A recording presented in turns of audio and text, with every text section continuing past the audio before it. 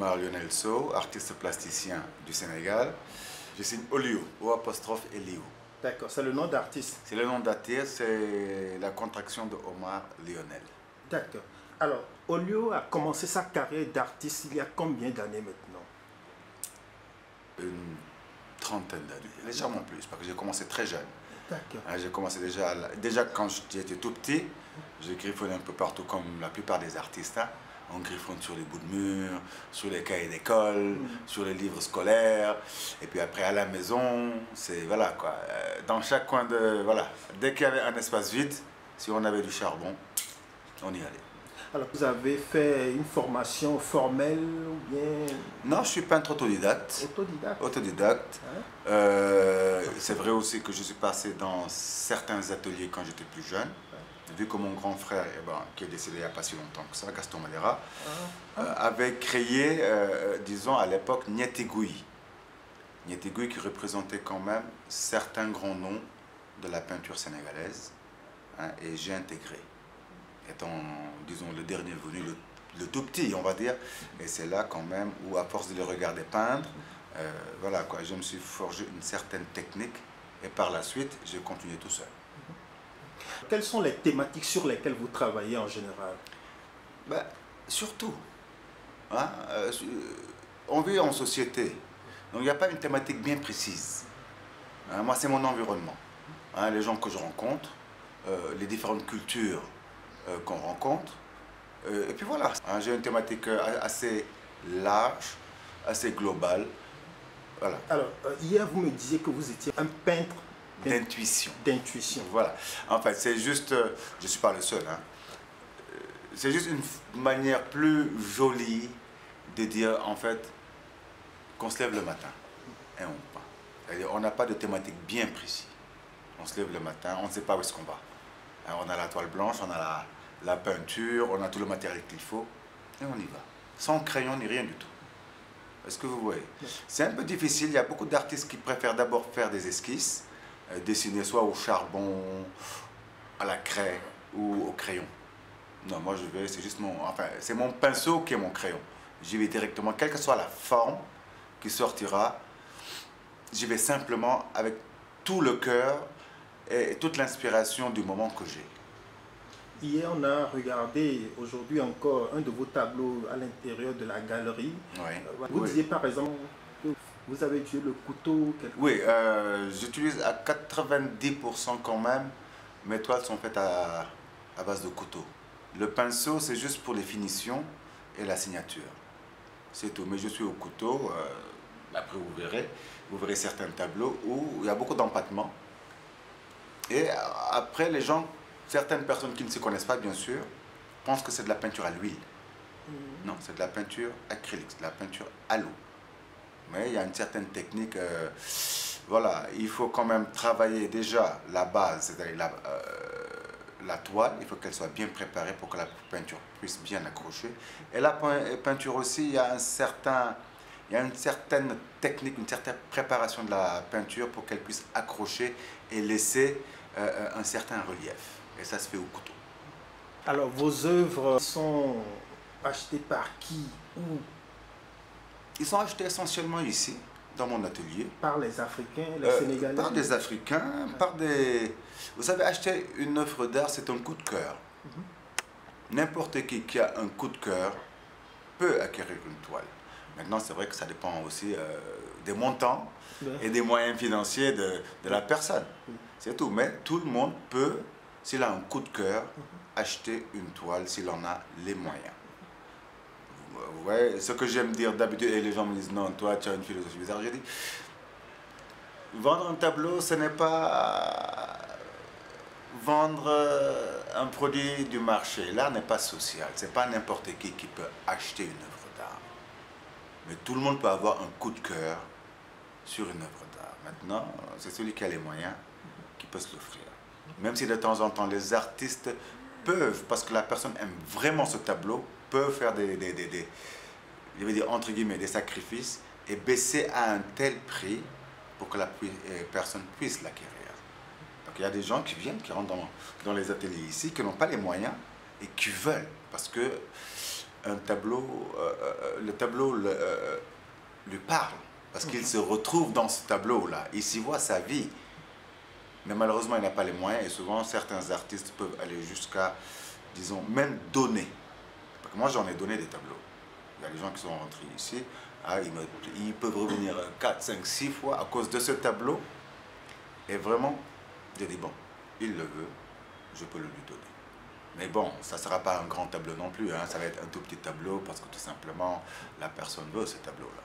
Alors, est-ce que vos tableaux ont déjà déclenché une certaine émotion forte chez un visiteur qui contemple l'œuvre? C'est arrivé ça? J'ai vu, enfin, devant moi, une personne, c'était un Belge à l'époque, il y a très longtemps, c'est vrai, qui m'a acheté une toile, mais avant de l'acheter, la personne a pleuré devant la toile. J'ai rien compris. C'est un vieux, hein. Il a regardé la toile, il a commencé à pleurer parce qu'il s'est reconnu dans cette toile-là. Je ne sais pas, c'était juste des cercles, mais il s'est retrouvé, lui, dans sa vie, je ne sais pas par quelle alchimie, j'ai rien compris. Il s'est retrouvé à l'intérieur de ce cercle vicieux. Et le titre, c'était même Cercle vicieux. Donc, voilà. Il a acheté, il m'a invité chez lui avec ses amis, il m'a présenté. C'était une petite toile de 50 sur 50. Ici, à Dakar? À Dakar, au Sénégal, ici, oui. À ce temps-là, j'étais sur l'île de Ngor, j'avais mon atelier là-bas. Et voilà. Donc, je n'ai pas compris quelle émotion, hein, ou bien que ressentait ce monsieur. Parce qu'il y a des moments privés. Je ne vais pas lui poser des questions et je ne vais pas demander aussi c'est quoi, non. C'est ma toile, ça m'a fait plaisir. Même s'il a versé des larmes, ça m'a fait plaisir parce que c'est devant une de mes créations. Mais le reste, les explications restent privées et personnelles. Il ne m'a jamais expliqué, je ne lui ai jamais demandé. J'avais même honte de demander. Ouais. Voilà. Et vous, qu'est-ce que vous aviez mis dans cette œuvre? Quel message vouliez-vous passer, vous autres? C'était un tableau abstrait qui s'appelait le cercle vicieux. Donc c'était juste un tableau rouge avec un grand cercle qui... En fait, c'était comme une spirale, hein, qui allait de l'intérieur et qui sortait avec juste certains signes et symboles que les artistes font, que je fais souvent, des signes qui n'ont pas forcément une signification. Hein. C'est juste l'inspiration qui vient, on fait des signes et tout, pour, disons, entre guillemets, pour remplir. Et il a trouvé dans ces signes-là une signification que moi, peut-être l'artiste, je n'avais pas. Et c'est ça qui est, disons, c'est ça le charme d'un tableau. C'est que l'artiste ne peut pas tout expliquer. C'est celui, c'est le regardant qui s'approprie, qui intègre et qui donne la définition qu'il veut. Donc chacun a sa lecture. Vous mettez une toile, 1000 personnes, vous aurez une toile et 1000 significations, et 1000 raisonnements et 1000 visions. Et c'est ça qui est intéressant. Et souvent, on nous apprend même des choses que nous, artistes, n'avions pas vues à l'intérieur. Et c'est ça qui est intéressant. Enfin, ça c'est moi. Okay. Alors, et l'artiste sénégalais africain, est-ce qu'il vit de son art dignement? Ah, ça c'est la question que tout le monde se pose. Hein. Est-ce qu'on vit dignement? On vit dignement, c'est-à-dire que ce n'est pas une question d'argent. Déjà, vivre dignement, ce n'est pas une question d'argent, c'est une question de comportement. Voilà, savoir, on a quand même reçu une éducation de nos parents, on a reçu une éducation générale de l'école, et on a aussi l'éducation de la rue. Voilà, ces trois éducations font de nous ce que nous sommes. Voilà. C'est-à-dire que nous avons été éduqués pour qu'on soit digne, respectueux et respecté. Maintenant, est-ce que l'artiste vit de son art? C'est une question, ça dépend de ce qu'on appelle vivre de son art. C'est-à-dire, on vend, on fait nourrir nos familles, on se nourrit. Maintenant, est-ce qu'on a les moyens de nous payer le luxe qu'il faudrait? Ça dépend. Oui. Ça dépend. Alors, on a parfois quand même tendance à penser que les Africains sont peut-être moins sensibles à l'art ou bien qu'ils n'acceptent pas de débourser le prix pour acheter une œuvre d'art comme le ferait un occidental. Quel est votre avis sur cette considération? Je pense que c'est un manque de communication déjà. À part une exposition, vous êtes là pendant la biennale, à part la biennale ou à part des expositions privées, rien ne se fait pour que la population puisse déjà être en rapport avec les artistes. Parce que pour connaître l'art, il faut quand même connaître les artistes. Savoir quel genre de personnes ils sont. Est-ce que vous voyez? On connaît, on n'a pas les moyens. C'est tout. On connaît, c'est pas n'importe quel... c'est pas n'importe qui, on le disait tout à l'heure, c'est pas n'importe qui peut débourser 1,5 million, 2 millions, 3 millions, 4 millions pour acheter une toile. Voilà. Maintenant, quand vous parlez du touriste étranger qui vient, il vient en tourisme, peut-être qu'il a les moyens. Ou même quand vous allez à l'étranger. Voilà. Quand on va là-bas, c'est-à-dire quand on va en territoire étranger, bon, on s'attend à ce que l'étranger achète. Et la plupart du temps, c'est vrai, quand on va exposer à l'extérieur, ils achètent. Ils achètent chez nous aussi, comme les Sénégalais achètent aussi. Les Sénégalais achètent, peut-être pas des toiles gigantesques ou bien à des prix, à de gros prix, mais ils achètent. Ici, par exemple, au Village des Arts, on reçoit beaucoup. On reçoit plus de Sénégalais qui achètent que d'étrangers qui achètent. Ah, mais là, ici, là c'est positif, ça, non? Non, c'est positif. J'ai jamais critiqué. C'est positif, ils achètent. Maintenant, tout le monde connaît l'Africain. On négocie. Il y a de Wahale. Toujours, il y a le Wahale, comme on dit. C'est normal. Oui. C'est tout à fait normal, voilà. Mais les Sénégalais achètent, les Africains achètent. En tout cas, ici au Village des Arts, plus que les... Que pensez-vous que l'État devrait faire pour accompagner les artistes? Il faudrait qu'ils comprennent une chose. Ok, il y a la culture en général, qui englobe toute forme d'art.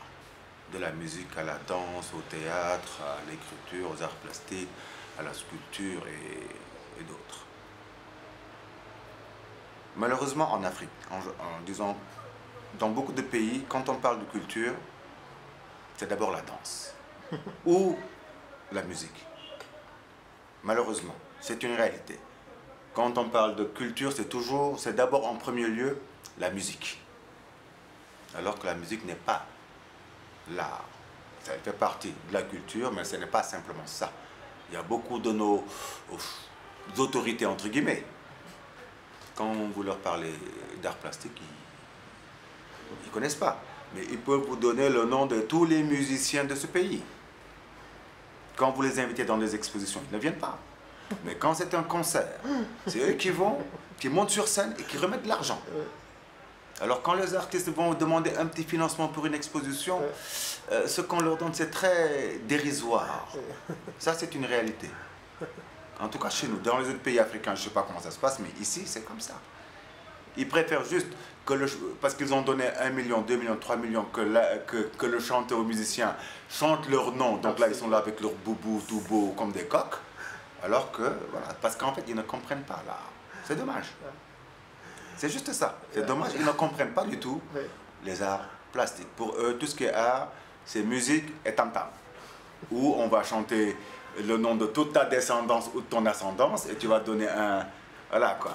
En direct, tu vas battre, comme on dit chez nous, tu vas battre un petit 1 million, le gars, il est content, voilà. Mais dis-lui, viens à mon exposition, il ne va pas t'acheter une toile à 200 000. Il ne connaît pas. D'accord. Olio, merci beaucoup.